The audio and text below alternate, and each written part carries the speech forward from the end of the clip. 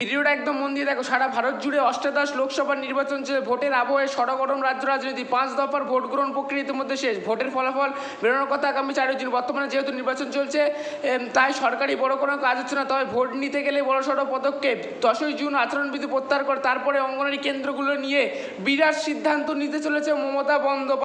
মধ্যে দেশ জুড়ে লোকসভা নির্বাচন চলছে এবং 5টি দফায় ভোট শেষ হয়ে গিয়েছে। আগামী 4ই জুন লোকসভা নির্বাচনের ফল প্রকাশ হবে।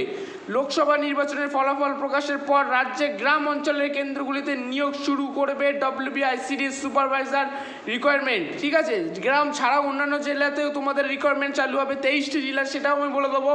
অঙ্গনওয়াড়ি সুপারভাইজার পদে 13,225 জন কর্মীকে 23টি জেলায় নিয়োগ করা হবে। রাজ্যের প্রতিটি জেলাতে ICDS সুপারভাইজার পদে সরকারি অনুযায়ী নিয়োগ করা হবে। এছাড়াও এখানে আবেদন করার জন্য চাকরি প্রার্থীদের শিক্ষাগত যোগ্যতা, বয়স, বেতন, আবেদন পদ্ধতি, নিয়োগ প্রক্রিয়া সব বিস্তারিত তথ্য উল্লেখ হয়েছে।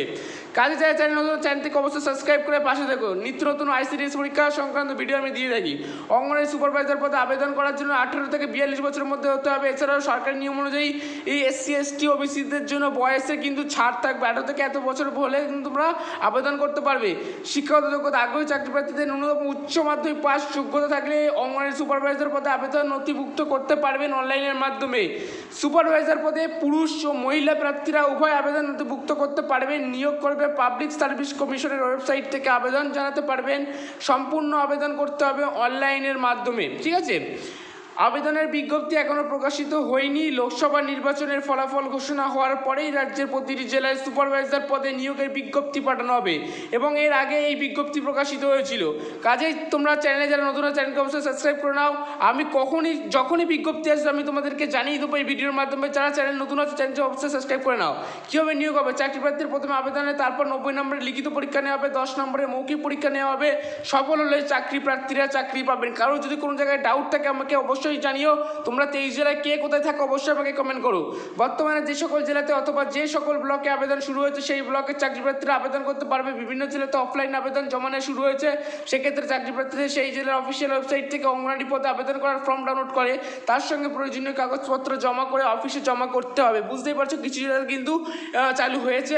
আর যে সকল জেলাতে অনলাইন আবেদন নেওয়া হচ্ছে তাদেরকে নির্দিষ্ট অফিসিয়াল ওয়েবসাইটে অনলাইনে আবেদন করতে হবে। আবেদনের সুবিধার্থে বর্তমানে যে সকল জেলাতে আবেদন হচ্ছে সেই জেলার বিজ্ঞপ্তির লিঙ্ক নিচে দিয়ে রাখলাম, সেখানে ক্লিক করে আপনার জেলার নোটিশ দেখে নিন এবং অনলাইনে আপনি অফলাইনে আবেদন করে নিন।